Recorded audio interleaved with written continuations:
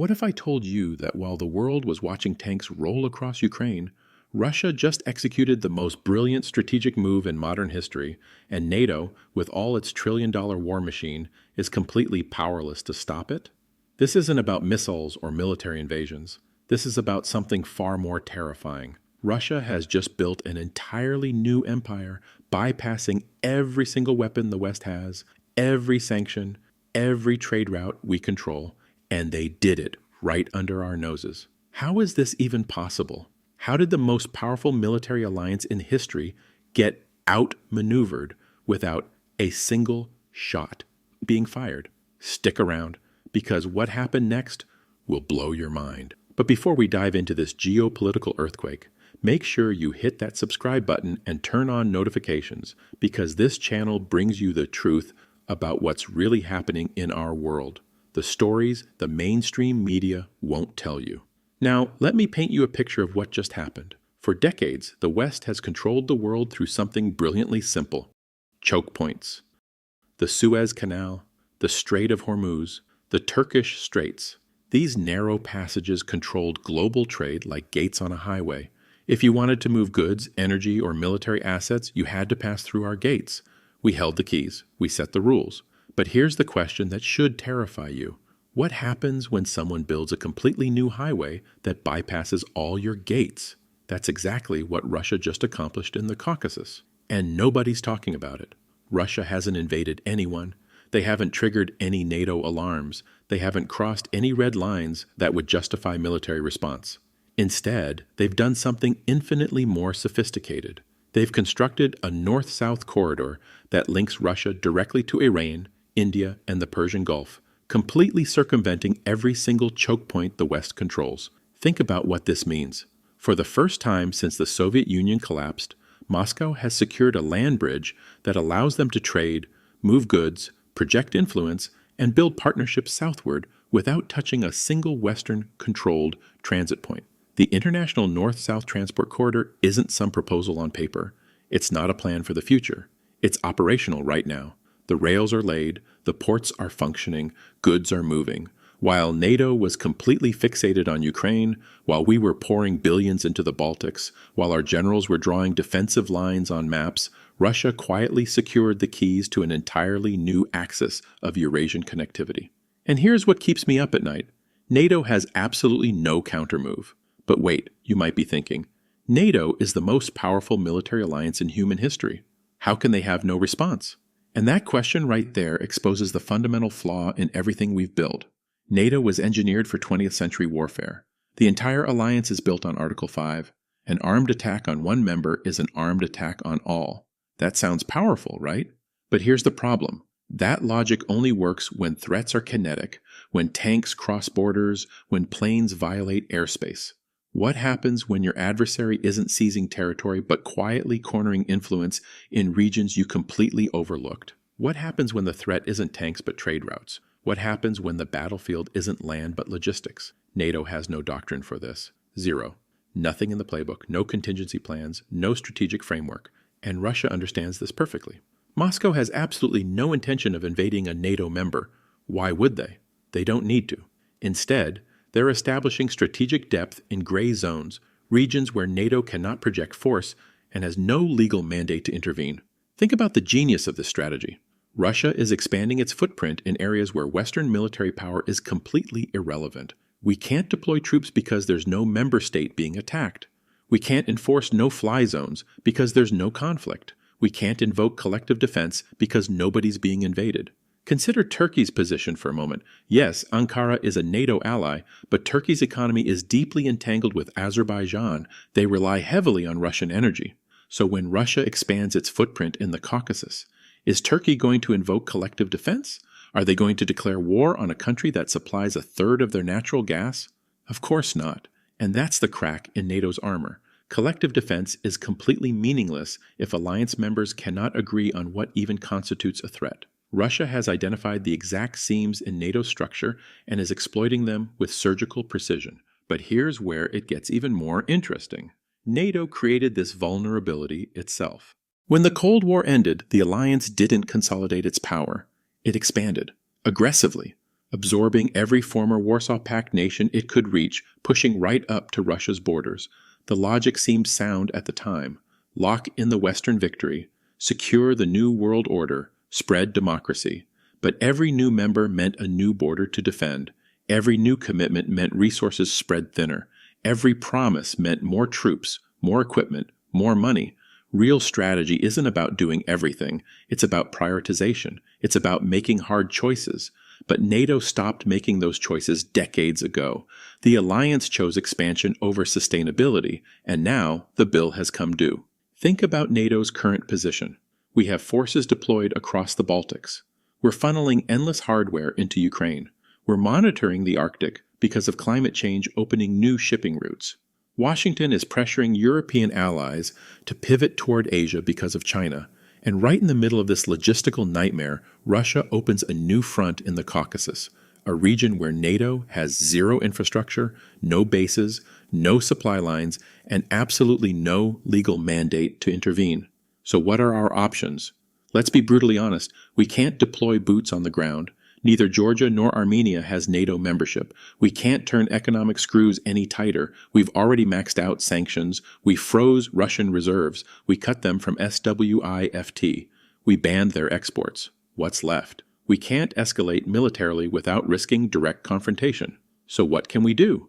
Press releases, emergency summits, expressions of deep concern, strongly worded statements. And while we're drafting those statements, Russia keeps advancing.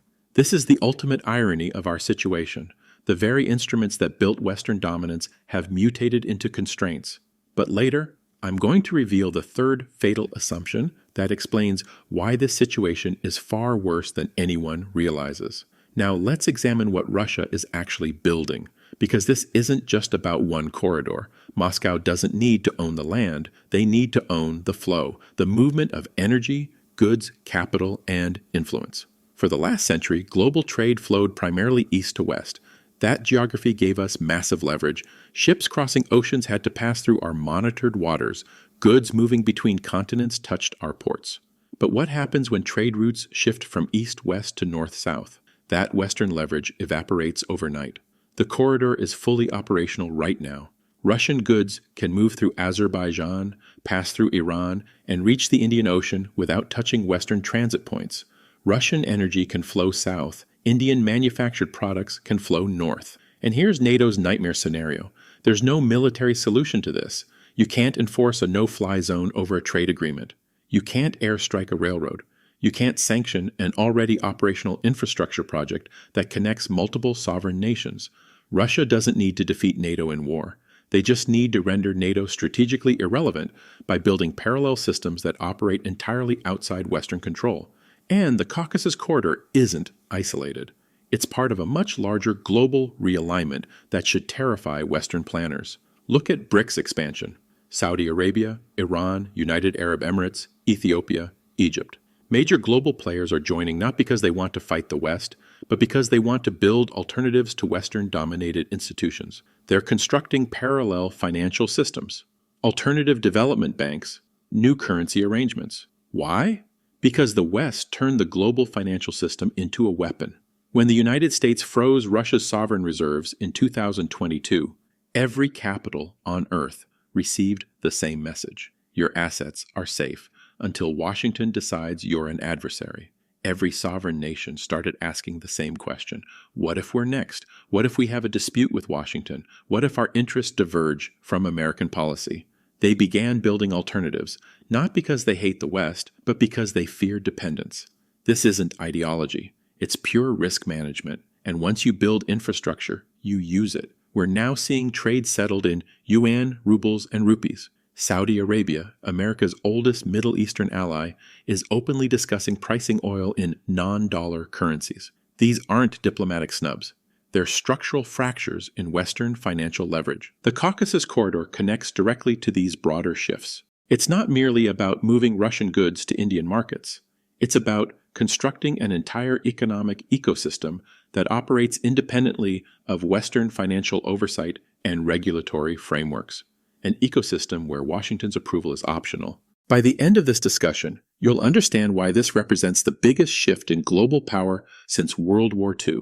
Let me introduce you to a framework that explains what's actually happening. Imperial liquidation. Now, liquidation is not collapse. Collapse is sudden and catastrophic. Rome falling to barbarians, the Soviet Union imploding in 1991. But liquidation is different. Liquidation is a managed decline. It's the cold realization that the overhead is too high, the costs too steep, and you simply cannot afford to run the world anymore. History gives us the perfect case study, the British Empire after 1945. Britain didn't lose World War II. They were on the winning side, but victory completely bankrupted them. Their treasury was empty, their population exhausted, their infrastructure damaged. So they made a choice. They transferred hegemonic leadership to the United States. That's liquidation, managed retreat, strategic downsizing. And that's exactly where the Western-led order stands today. The business model of hegemony is fundamentally broken.